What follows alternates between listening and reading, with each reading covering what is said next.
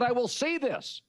I said last week, I'm a quarterback traits elitist. I like them tall. I like big arms. I like mobility. Yep. I'm an elitist. And I was always with Jalen Hurts, small. And I never knew what his great trait was. What's his superstar trait? He is the strongest quarterback pound for pound in league history. He may be the strongest player. And as I watched him in the second half against the Rams, a defense that is giving everybody fits, he is really unique. He's also, despite his size, a great sideline thrower. He throws the ball up the sideline about as well as Mahomes. I mean, he's that good on the sidelines.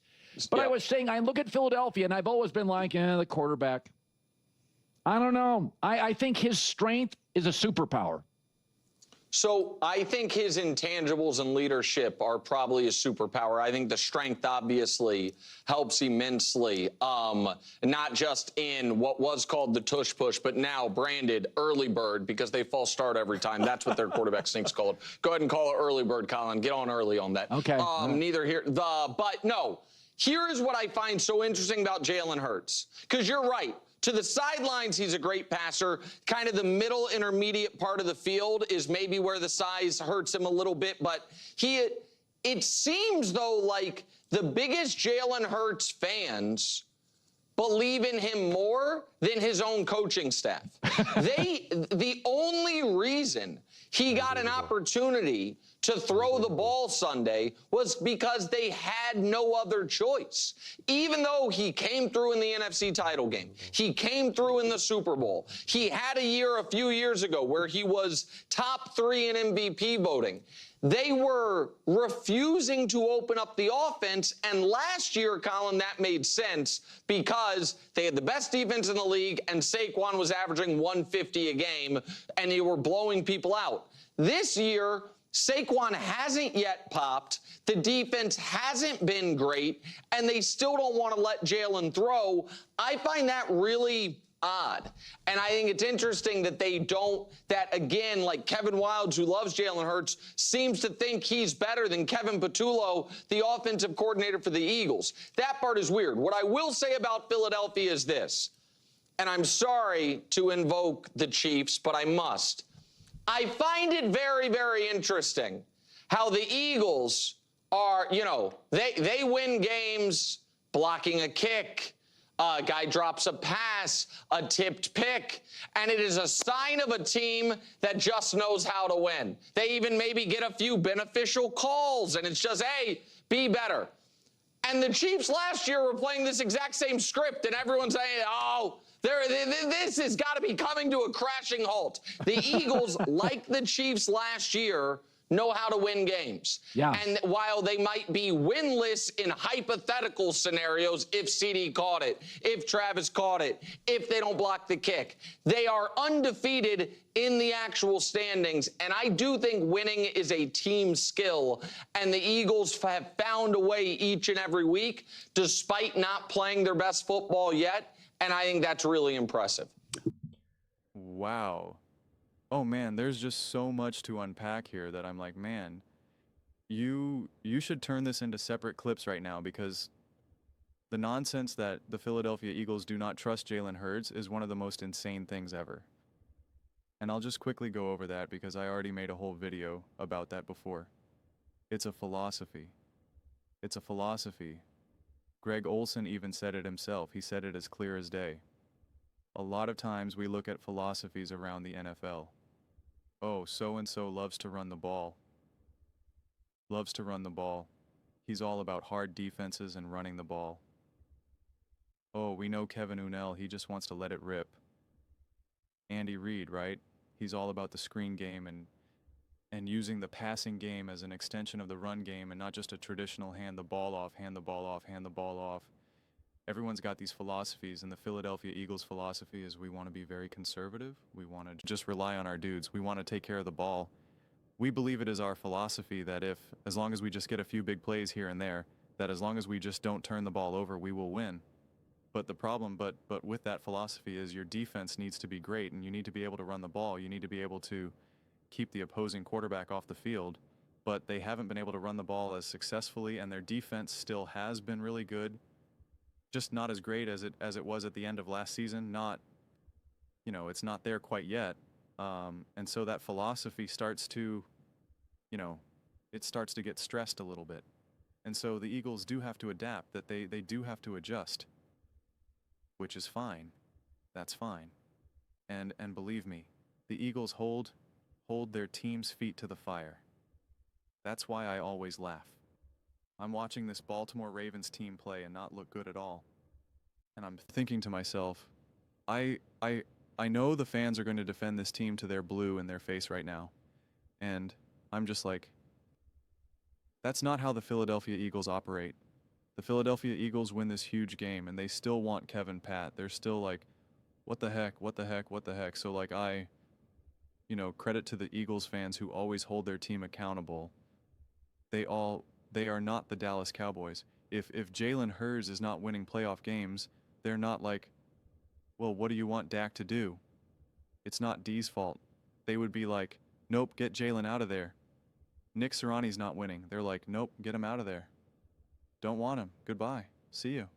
Right? Like, they hold their team accountable. You either go all in, win, compete, play at your best, or they don't want you.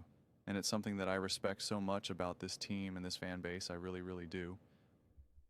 But the absurdity in Nick's take also, because I shared this at the latter half of my clip yesterday, and I made a comment like, that's ridiculous. Kansas City Chiefs were not playing as well, blah, blah, blah, said, they were turning the ball over so much. And someone in the comment section who's just, a really biased Patrick Mahomes fan who just wants to keep saying that I'm biased for discussing things accurately, which it's always funny when people who are ultra biased keep calling me biased, and it's just like, what are you talking about right now? It's just kind of funny to me. And the difference of the Eagles this year and the Chiefs last year. Now again, this is how these games are unfolding right now. This isn't what each individual team is either going to become or what the Chiefs became, but it's just how the season is progressing week to week to week. Patrick Mahomes was playing awful. Okay, awful. His passer rating was plummeting. He could not stop throwing interceptions. He had more interceptions than touchdown passes in the first 7 or 8 games. Okay, in his first 7 games, he had an interception in every game. 1, 2, 3, 4, 5, 6, 7, 8, 9. He had 9 interceptions in 7 games. He had a 44.4 passer rating against the 49ers. Yeah, they won that game. He had 0 touchdowns and 2 interceptions and threw for 154 yards. Okay, he beat the Bengals. He threw for 151 yards, 2 touchdowns, and 2 interceptions, and an 80 passer rating. That's why people were concerned. That's why people were like, this is, what is going on here? And a lot of it was very lucky officiating, like the Falcons, and a missed penalty with the Cincinnati Bengals. A bailout with a pass interference call, which was the appropriate call, but just awful. Just defense that was just like Patrick Mahomes just throwing up a prayer. The Eagles haven't been thrown up prayer. Very fortunate to win off those block field goals. I said that again and again and again and again and again and again, right? But the way how the Chiefs played, for instance, against the Broncos, winning 1,614 against a rookie quarterback, against a team that Nick thinks was downright bad, downright awful, with a quarterback who's M. Jones. They're winning that game 16-14 off of a blocked field goal where the Eagles' Jalen Hurts plays unbelievable A.J. Brown feast. Devontae feast, that defense coming up with huge stops against Matthew Stafford, Sean McVay, Puka Nua, Devontae Adams. That's the same thing at winning at home against a rookie quarterback. Bo Nix, M. Jones, 2.0. Again, according to Nick winning, what's the score? 16-14. Like, come on. Really? That's not the same. That's not the same. Let's be serious here. So, yeah, I don't know. Also, remember, the Chiefs didn't look amazing in 23, and it took an overtime win to win. A lot of people believe that the 49ers were the better team. Again, credit, Chiefs won that game. No doubt. Won the Super Bowl. Hooray. And then you had the season that they had. And you had all these injuries with the Chiefs and in the beginning. And so people were concerned. People were like, oh man, this team's a mess right now. Patrick Mahomes isn't playing well. Everyone's injured. Travis Kelce isn't what he once was. Blah, blah, blah, blah, blah, blah, blah. The Eagles dominate the Washington Commanders. They dominate the Kansas City Chiefs. They dominate. They hung 95 points in the NFC Championship game and the Super Bowl, and then start off this season winning games, and not even having to rely on their best players like an AJ or Devontae just yet, and they're winning these games. So yeah, you can understand why Philadelphia Eagles team is going to more likely get the benefit out. Now, if they were still winning these games, and A.J. Brown wasn't playing, and Devontae wasn't playing, and Jalen Hurts has 4 turnovers in 3 games, and they still won, yeah, the argument would be, dude, this Eagles team is a mess that's going to catch up to them. That would be my take. Dude, this team is a mess right now. I mean, Jalen Hurts can't stop turning the ball over. He's got 4 turnovers in 3 games. He's throwing for a total of 200 yards. A.J. Brown is out for the next 6 to 8 weeks. Devontae Smith, is in the concussion protocol right now, and he's not going to be back for the next couple weeks, then I could understand. And if you didn't have Saquon Barkley right there as well, right, and PCO wasn't there either, so it was like, and Saquon Sequin just doesn't exist in this. You're back to just Miles Sanders or something.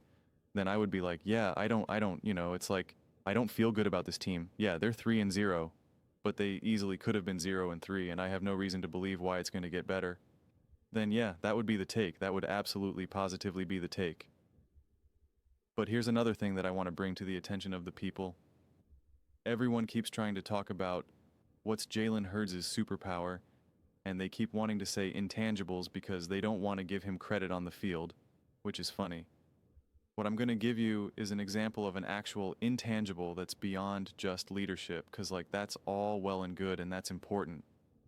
That's important, but a lot of times people say that when they don't believe in their talent as a quarterback, and it's one thing when you say Mahomes leadership and Josh Allen leadership. That's because they already get all the other praise about all the other stuff. And Jalen Hurts doesn't get that. But I'm going to show you why Jalen Hurts' intangibles is truly a special, and why it actually matters on the field. That actually gives him a superpower, and you've probably seen this a little bit, but just run with me. Jalen Hurts gets sacked and fumbles the ball, and there's 0 reaction from it. Just calm, cool, and collected. I see Lamar Jackson get sacked, and he's slamming the football on the ground. Derrick Henry fumbles, and he's slamming his helmet. He literally falls on the bench, and this is a game that's winnable, right? I mean, at that point, I think it was only a 3-point game or a 4-point game. It was just what are you guys doing? I mean, I saw Lamar Jackson, slam the ground multiple times in the divisional round game in the AFC Championship game. And you got Jalen Hurts, who's throwing an interception. He's had a fumble in the biggest moments. And in this game specifically, he gets just lit up. His guard, his protector, Lane Johnson. I mean, guard as in guardian, protector is right there, or, is not in the game. So Jalen gets lit up, fumbles the ball. I mean, things are piling on right now. At this point, you're just the Rams are going to win, 42-7 right now. And it was just like this. And now they win in the most insane fashion, where the crowd is going absolutely insane. And let me tell you, you feel this a little bit if you ever actually been to a game. But if you ever played in front of a big fan, in front of a lot of fans, you feel you feel the energy. It's indescribable. And this is Jalen Hurts. There's no difference whether he just fumbled, whether he just threw an interception, whether he just won the Super Bowl, whether he just threw the dagger to Devontae. Has it blocked again. This time Jordan Davis, the big man, looks for the icing on one big cake. Eagles hang on. It gives me chills. It gives me chills that's what that man does in that moment. It's remarkable. That's Jalen Hurts' superpower. That's what makes him so resilient. That's why in the biggest moments, 4th and 5, 3rd and 10, gotta have it. The dagger. 4th and 5 of A.J. Brown's Super Bowl Kansas City Chiefs. That is who Jalen Hurts is.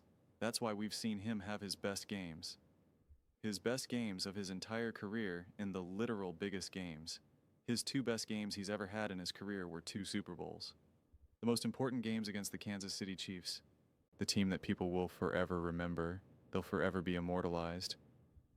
And he has his best games, his best performances. That's when an intangible actually truly shows what you can do on the field and how it influences it. It's not just, oh, he's a great leader, he knows how to win. It's like, no, it's more than that. And that's Jalen Hurts' superpower. And just watch a Lamar Jackson slam the ball on the ground. Just watch it. Watch Baker Mayfield get up and try to like start fights with every little player. He's like, I'm gonna bite your knee. No way. You wanna talk to me? You wanna talk to me? Just like, bro, can you guys like, what is wrong with all of you? Take a page out of Jalen Hurts' book. Take a page out of Jalen Hurts' book. You got coaches dancing on the sidelines for the Jets, acting like they just won the Super Bowl and doing some dances and stuff, and it's just like the game's not even over. What like, are we in bizarro world right now? Are we like, what is this? And when you see what Jalen Hurts does in these moments, that needs to be praised as loud as you possibly can, because it is an absolute ultimate superpower. I wish I had it. I don't got it. I'm a very emotional. You just hear how I talk it, I'm like, oh, let's go. Like, I'm ready to go. When things are great, let's party. Let's get after it. When things are not so great, it's like, I'm gonna need a minute. I'm gonna need some time. I'm gonna need to step away. But like Jalen, I look at Jalen Hurts, I'm like, man, that guy can do anything. I'm envious because I'm like, man, life gets hard. There's gonna be tragedy in your life. Like your loved ones are no longer gonna be there. Something bad's gonna happen to you. Like life hits you. And I look at someone like Jalen Hurts, I'm like, man, that guy is gonna be so resilient in the hardest times of life. And when you know one of the definitions of happiness is a belief, is a belief in your ability to deal with the issues of the future. Because again, you know, so many times when you're unhappy, it's because you're projecting to the future and you're stressed about all things. How am I going to pay my bills? Am I ever going to find love? You know, am I going to be a good father? My parents are getting older, right? It's just, you're just thinking of all the things that are just kind of crushing you. And one of the definitions of happiness is like a confidence in yourself of like, I can handle the things that are happening. I can handle when life gets tough. I can handle, you know, all of the things that may arise. And you see Jalen Hurts just like that, and you're just like, I look at that, I'm like, man, that's a superpower. That's a superpower. That's Batman. That is Batman. But those are just my thoughts. I'd absolutely love to hear yours. What do you guys all think about Jalen Hurts? Are you shocked? I mean, look at this. Are you shocked Hurts pulled off this epic comeback? I'm so shocked. I'm so shocked that that an amazing quarterback, that a great quarterback, that a Super Bowl winning quarterback, that a Super Bowl MVP quarterback led a great team to a comeback win. Like, I'm shocked. I'm blown away. Are you as surprised? Let me know in the comments below. I read every single comment. So, you agree with me or disagree with me? Either way, let's get in some discussions. Let's get in some fights, but ultimately, let's just have some fun. And please do consider subscribing. We are building an amazing community here, and absolutely love to see you part of it.